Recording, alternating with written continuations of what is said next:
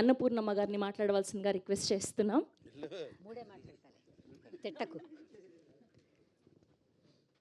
పాత్రికేయ మిత్రులకి, మీడియా మిత్రులకి, మా బ్రహ్మయ్యకి, డైరెక్టర్ మారుతి గారికి, మా ఇప్పటి సినిమా డైరెక్టరు అభిలాష్ గారికి, ప్రేక్షకులందరికీ నా హృదయపూర్వక నమస్కారాలు.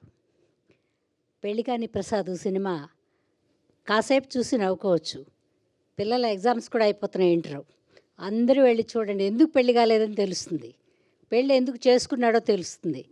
అయితే సినిమా చిన్నది అని నేను చెప్పను, కానీ సినిమాలో కూర్చున్నంతసేపు ఒక్క సీన్ కూడా మిస్ అవ్వకుండా నవ్వుతూనే ఉంటారు. రకరకాల క్యారెక్టర్లు ఇప్పుడు జరిగే సన్నివేశాలకు దగ్గరగా ఉన్నాయి. చాలా బాగా తీశారు. మా వాళ్ళందరూ చాలా బాగా యాక్ట్ చేశారు. అంటే మహానటులు లేరు, కానీ ఒక మీడియంగా ఉండే వాళ్ళందరూ ఉన్నారు. సప్తగిరి గారికి తోడుగా తతిమ అడుగులన్నీ ఆయన వేస్తాడు, ఆయన వెనక మేము నడుస్తాం. నమస్కారం. థ్యాంక్ యూ అమ్మ, థ్యాంక్ యూ సో మచ్ అండి. ఇప్పుడు ప్రమోదిని గారిని మాట్లాడవలసిందిగా కోరుకుంటున్నాం.